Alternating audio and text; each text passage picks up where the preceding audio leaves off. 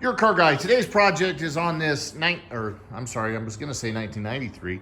This is a 2003 BMW 325 Xi wagon, which is very cool. Love the wagon.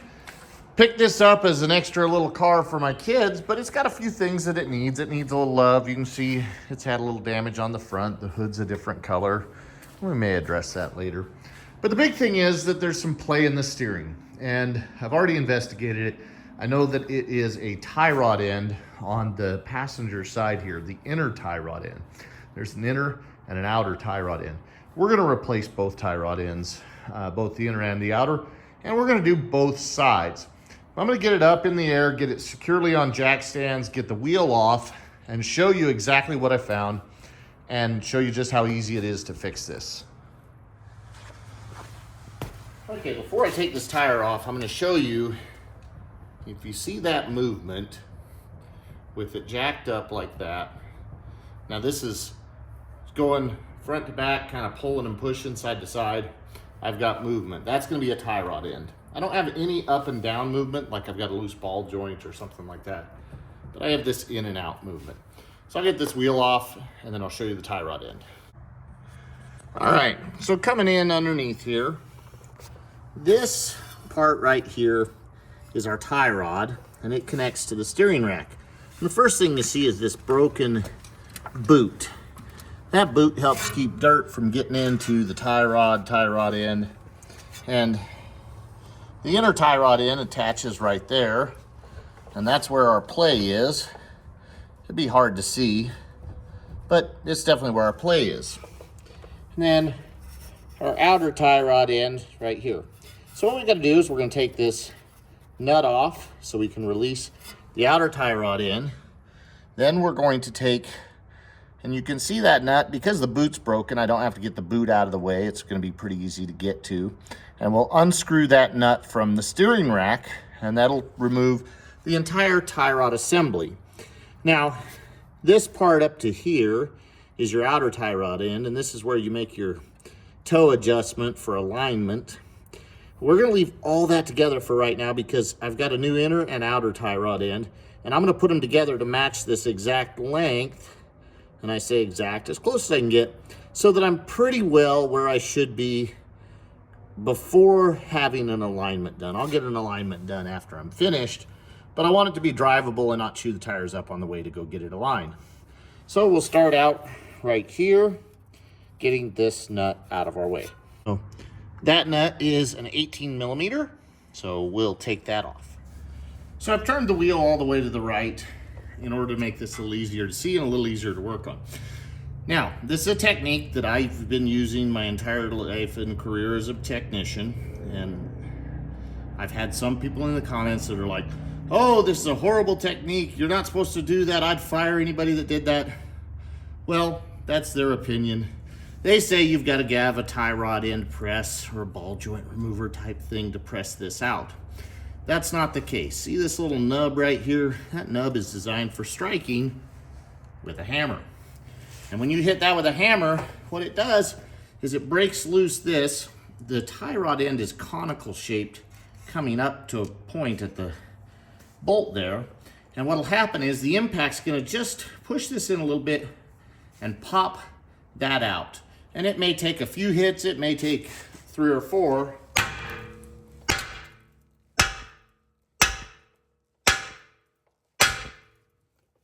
But what'll happen is this will pop out from being struck. I'm not doing any damage to this. It's not causing any problems. It's just gonna pop out my tie rod end.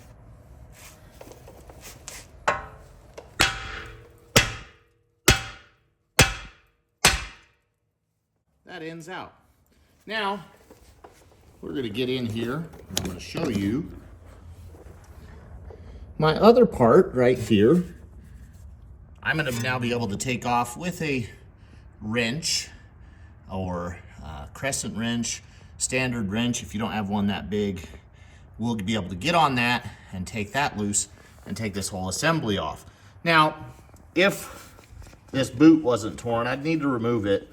And these have a clamp that is basically a one-time use. You just cut them with a pair of nippers, break them apart. I've got a new boot and everything that we're gonna put on this.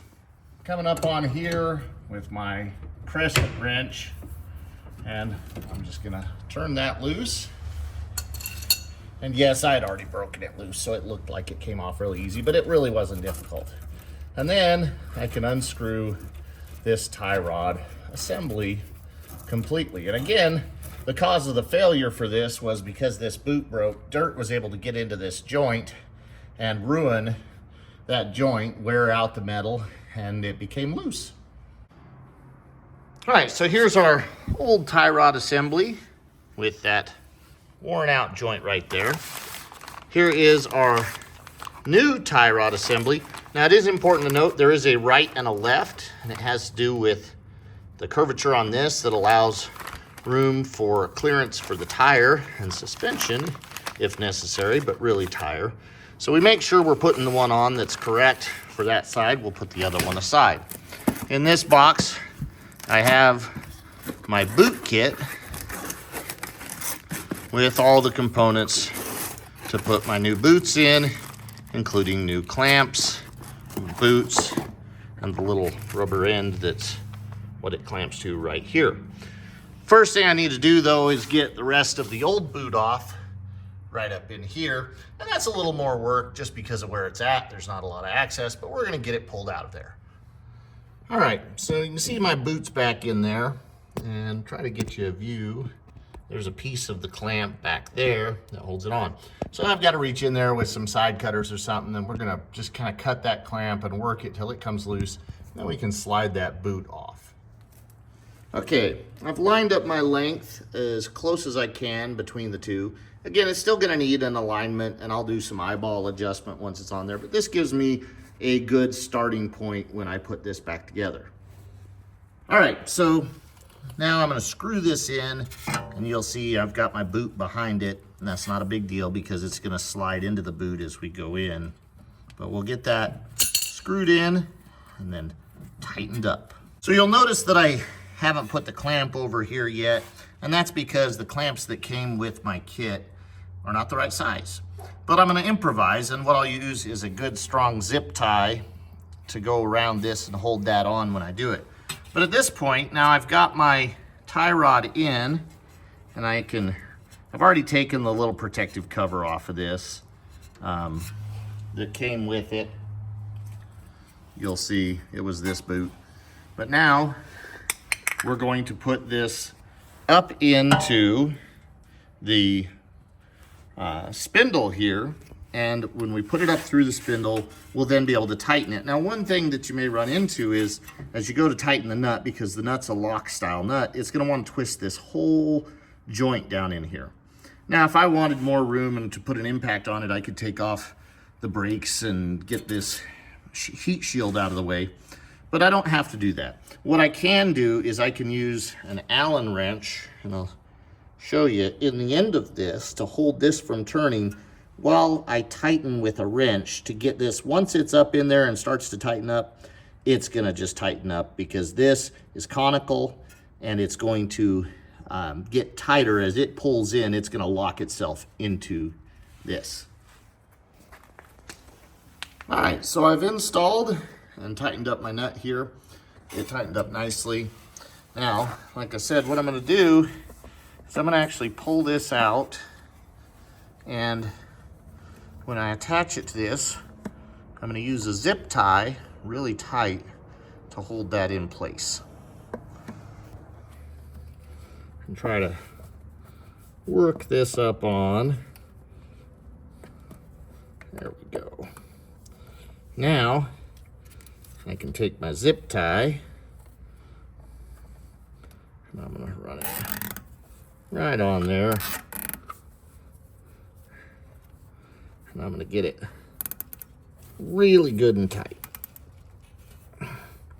And then I'll just trim the end off that zip tie, but it's holding on to that boot really beautifully.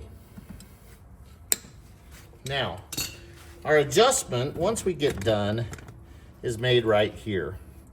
We'll take this nut loose And then using a wrench, we can tighten this in or out to adjust this length here to set the alignment and toe on the vehicle.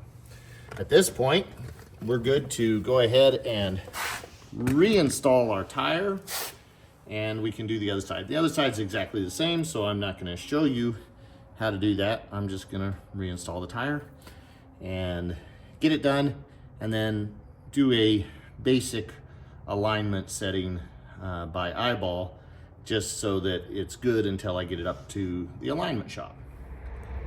Now that we've installed our tie rod ends, we really need to kind of set our alignment as well as we can. So if I'm looking down the side of the vehicle here, I can see that this wheel, if I look at that angle, it needs to turn in that way, which means we'll go under the tie rod and we'll straighten it up.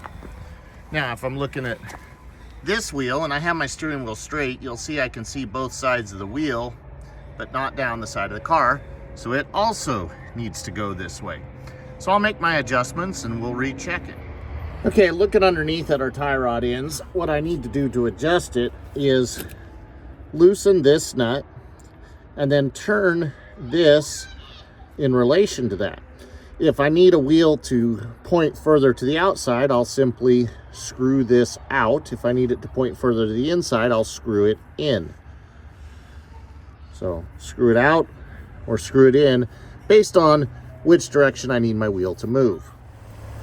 All right, I've eyeballed it and made my adjustments. You can see my tires look like they pretty well line up on the driver's side and pretty well line up on the passenger side. And that at least gets me in a good ballpark to go get the vehicle aligned. Really wasn't a difficult job. Note that when you're making your adjustments, if you back the car up and pull it forward a few times, it'll help see where you're really at, because without a turntable, and I say that for the wheels to turn easily during an alignment adjustment, you really don't quite know where you're at. So you move the car back and forth a few times and it'll get you in there. This is your car guy. Please like and share the videos and subscribe to the channel.